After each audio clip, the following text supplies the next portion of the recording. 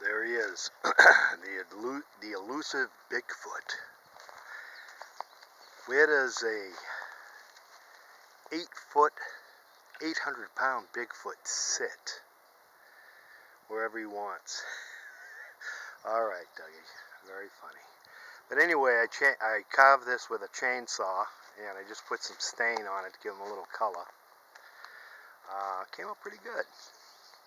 Got kind of a big head, but that's what Bigfoots have. He's wearing a belt buckle that says StinkPot. That's his name, StinkPot. Bigfoots, they're known to be quite stinky. Legend has it, so hence the name StinkPot. Oh, there he is, guardian of the woods, Yeti, abominable snowman, a hairy man.